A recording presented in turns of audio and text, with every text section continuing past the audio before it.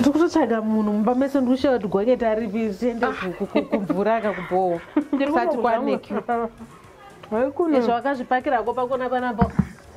dzare lockdown zvainoita kamawani ainga ndakazviunzira nguruve yangu pano zvangu irirani kai lockdown kana isiri lockdown ndokuzewa unongo chingokindidza chikafu chete department rapapa haudi kuti ugare chaya dzisingatambe so akana zvakaoma nayo lockdown aiwa tinofa nayo nzara mawani anotodewa kuti tione kuti tiri kuita sei chikafu zvinotengesenge type yako unorarama here nyika yakadai ndinisika hanzi yakutaunge tambo dzangu atambo chete asi zvinyowanizvo zvinonyaya dzandoziva manjesi ndakabva nekoko wakaona munhu akubuda pachena kudai soziva kuti zvamunomera zvinhu izvi zviro pakati makumbo kudaiswa ndambotanga ndichacheka tambo tanga ndichabata nzira ndichisona kusvika ndangozvisiya ndikati ameno kungopfeka chuno kwachiko kana kugeza panoona kugeza unotonyera kuti ubvise bhurugwa so uoneko kunzi hamuna bhurugwa itambo iri kubudai aiwa hai nyika ino zine vamwe gonyeti unenge uchisha kunyadzi dzechisoka kuti ndikaonekwa ndichibvisa bhurugwa rangu panapa soka ndoseko mawani aiwa ndopana ndichitofunga zvangu ndichiti magi akamuka ndo handamudza kuti ndafunga kuti ndimboenda kumba kuti zvine watobatikana so watohakira ndandisirimbori ndanga ndikutotamba newe ndikanga ari majokes handamboti usadye ini handingahakire izvozvi zvere magi saka uda kudzogerei kupi hapana kachiri kufamba panyaya yangu yacho saka udzokera unotyora rumwe rwoko ona nechiri rwakasvimba izvo unopamwa futi hapana kachiri kufamba kwacho ndinota sei umwana ofisa vaya madhamu aya kuvictim friendly unit vanga vachikubatsira wani ndakaenda akukaini ndakutonzi nayai kumba kwenyu hamuna bond paper here kuti tikunyorerei ripoti yatoda kunyora kuti zvinhu zvenyu zvifambe ini ndinda kutokumbirwa rimweni manje bond paper pane pekuti unonyatsonoti munhu ada kukubatsira kabata haana maresources acho but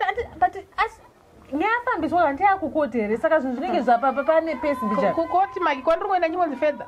4 times nyingonzi fedha ane zvindatone stress yekuti ruoko ruchiri kurwadza nizori pamwe rakatyoka rusiri kuporo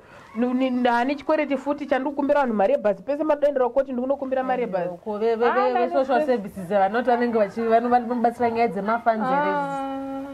social services vakatosvika pakutoti chitsvagayo kumahomu kumashelta kwekuenda kunochengetwa wanenge vachabvisa havana kana senda hakuna kana mabha hakuna kana havana mari hakuna chekuti vanobatsirana ndiani ane mari zvose ndiani kwese hakuna mari pepe ukaenda kuclinic pepe ukanotengera zvinhu zvako wega vasina kamari kese kana ndinako kaenda kasungirira wa asi kumeka sense kuti saka urati budget allocation yachakamira sei mari dziri kualoketwa kune ma-mp here kune ma-ceo vatengerwa mota ndokukuenda mari but kana ma-key sectors chachawo asina ma-resources ku-social services ku-health sector ku-victim friendly unit havana ma-resources saka anawo ndiani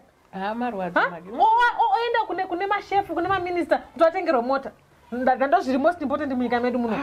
vanhu vanongoiteka zvinonakira kusaitazvedu zvekurohwa zvine basa we need to keep question tisusuka ndisu vanhu vafanira kunga advocate manje tichibvunza kuti ekamira sei budget allocation iyi nobvunzani tobvunza no we need to question this hatifanira kuzviitira ndongo zvinhu izvi aiwa vanofanira kuallocate because macases egender based violence anotanga nhasika it has always been there zvinozivikanwa kuti vanhu kune macases egbv saka mafunds they should always be allocated kwaanofanira kuenda kuvictim friendly unit kuhealth sector kusocial services kuitira mangwana wese izvezvisoka nelockdown nyika macases egbv awanda vanhu vana mabasa vanhu vari kubhwekana vanhu vane nzara but hatina chinhu zviri kudai so marwadzo hatifanira kuti zviziva nongo zvinhu izvi ngatirambe tichibvunza tirambe tiri vocal kuti endesai mafunds kuvictim friendly units endesai mafunds kuma-key sectors kwete kuti toshaya bond paper papolice station zvizodusvika ipapo aiwa kana aiwa ndongeenda tofamba naye ndoya tofamba naye toramba chidzokera edu tichibvunza kuna kansela kuna ipi kuti zviri kufamba sei taurako ngativhunzei avabvunzwa iwe uyu ndo advocate rekupedzera here Ndaona usina kudya ndakafunga pamauskurida. Aiwa ndadya 2 slices ndikandasiya chimwe neavocado racho kuti ndizopedzisa kudya. Ndatofunga kuti ndatotya kuti